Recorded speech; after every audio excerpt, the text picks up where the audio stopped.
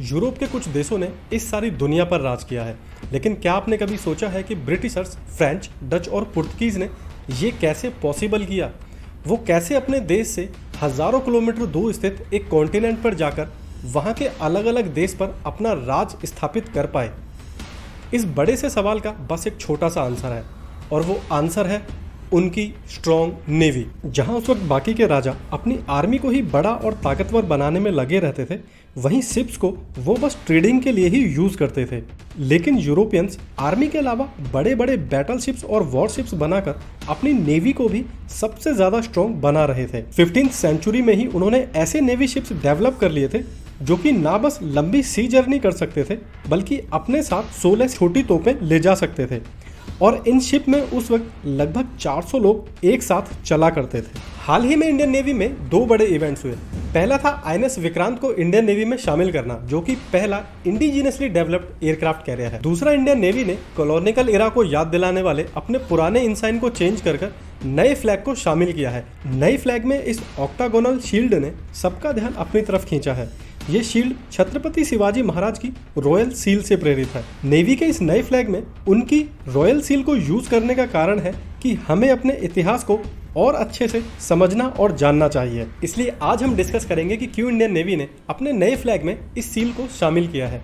दूसरा, कैसे शिवाजी महाराज को मॉडर्न इंडियन नेवी का फादर कहना बिल्कुल भी गलत नहीं होगा। तीसरा, कैसे मराठा नेवी ने ना बस 150 सालों तक ब्रिटिश, पुर्तगीज और डच की नाक में दम करके रखा, बल्कि पूरे वेस्टर्न घाट पर एक छत्र राज किया। चौथा, कैसे मराठा नेवी ने मराठा आर्मी को मुगलों के साथ चले हुए 35 साल लंबे युद्ध के लिए फंड्स प्रोवाइड कराए। जब ब्रिटिशर्स ने इंडिया में नेवी बनाई तो उनका फ्लैग कुछ इस तरीके का था। इसमें आप देखेंगे कि सेंट जॉर्ज क्रॉस बिल्कुल बीचों बीच है और इसके अपर कैंटोन में ब्रिटिश फ्लैग रखा हुआ है। आज़ादी के बाद इंडियन गवर्नमेंट ने इस फ्लैग में चेंज किया।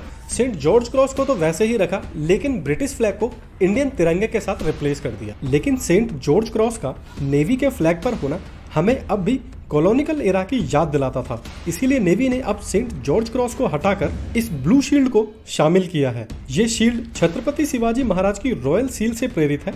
वहीं इस शील्ड को इंडियन नेवी ने अपने फ्लैग में शामिल करके छत्रपति शिवाजी महाराज को एक बहुत बड़ा ट्रिब्यूट दिया है।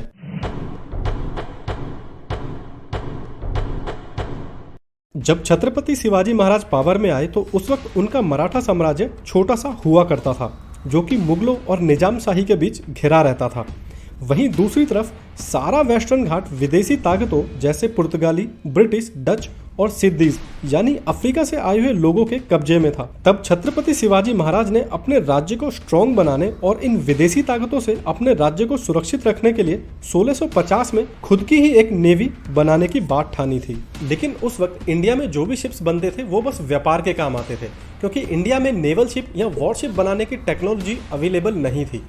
इसीलिए शुरुआत में छत्रपति शिवाजी महाराज को ज़्यादा सफलता नहीं मिली। लेकिन इसके बाद 1657 में उन्होंने दो पुर्तगाली भाइयों को हायर किया अपने लिए नेवल शिप बनाने के लिए, और शिवाजी महाराज ने उन पुर्तगाली ब्रदर्स के साथ अपने 300 कुशल कारीगर भी साथ में लगाए, ताकि वो भी नेवल शिप या वॉरशिप बनाने की इस कला को सीख सकें और बाद में बार बार वॉरशिप बनाने के लिए पुर्तगालियों पर डिपेंडेंट ना रहना पड़े। फाइनली मराठा नेवी तैयार हो गई। शुरुआत में मराठा नेवी में छोटे और बड़े कुल मिलाकर 20 शिप थे। महाराज ने मायनक भंडारी को उनका पहला एडमिरल घोषित किया। छत्रपति शिवाजी महाराज और एडमिरल भंडारी ने मिलकर मराठा नेवी के लिए काफ़ी सारे कैंपेन चलाए, जिसमें से 1664 में हुआ बैटल ऑफ सूरत बहुत फेमस है।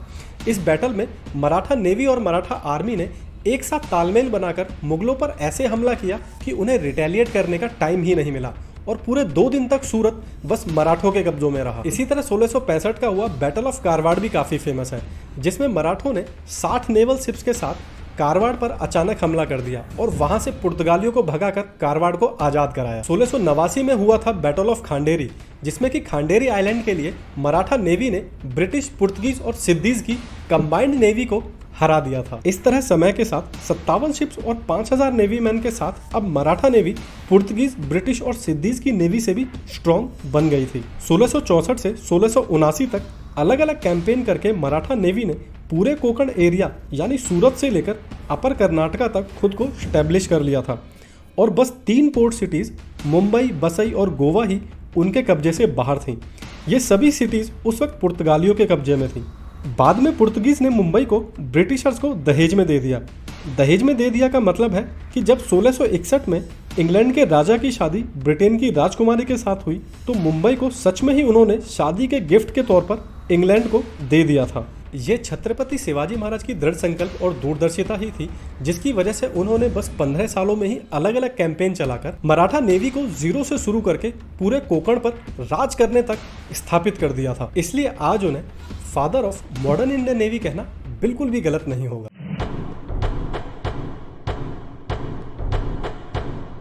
1680 में रहस्यमय ढंग से महाराज की मृत्यु के बाद भी मराठा आर्मी और मराठा नेवी दोनों ने ही रुकने की बजाय अपनी प्रोग्रेस को और भी ज्यादा तेज कर दिया। नेवी का नया एडमिरल श्री कान्होजी आंग्रे को बनाया गया, जिन्होंने 1698 से 1729 के बीच मराठा नेवी को ब्रिटिश, पुर्तगीज और सिद्दीज की नेवी से बहुत ज्यादा स्ट्रॉन्ग बना दिया था और उन्होंने पूरे कोंकण एरिया में 26 समुद्री किलों का भी निर्माण किया। यही नहीं, कान्होजी आंग्रे के वक्त मराठा नेवी के पास छोटी अटैक नावों से लेकर बड़े वॉरशिप तक मौजूद थे, जिनकी संख्या अपने पीक के वक्त लगभग 200 के आसपास थी।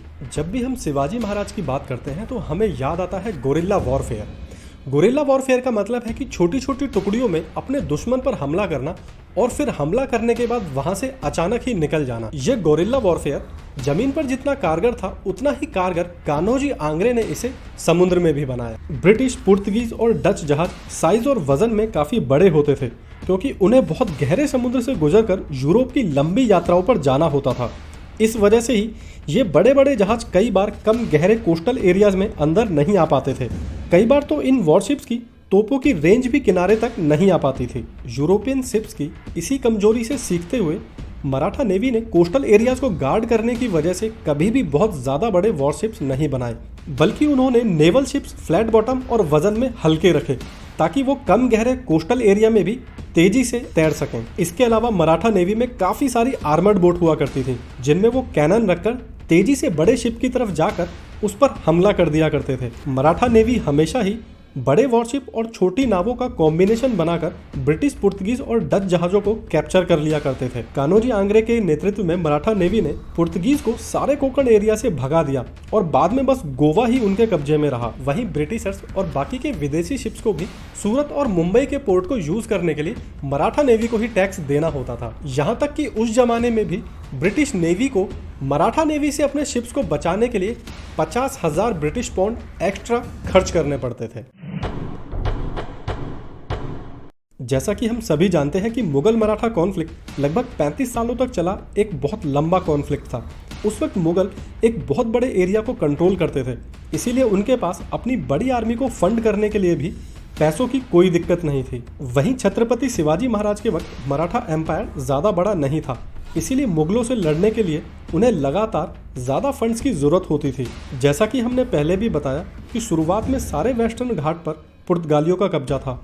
उस वक्त पुर्तगाली नेवी बाकी के सभी शिप से टैक्स वसूला करती थी, जिसे कि वो कारतेज कहते थे। लेकिन जब धीरे धीरे मराठा नेवी स्ट्रॉन्ग होती गई तो मराठा नेवी ने सारे कोंकण एरिया के पोर्ट्स को यूज करने के लिए सभी विदेशी ताकतों जैसे ब्रिटिश, पुर्तगीज और डच जहाजों से टैक्स वसूल करना शुरू किया और उस वक्त इस टैक्स को दस्तक कहते थे। मराठा नेवी जो ये दस्तक इकट्ठा करके छत्रपति को भेजा करते थे, वही आगे मराठा आर्मी को मुगलों के अगेंस्ट और भी ज्यादा मजबूत करने के काम आता था।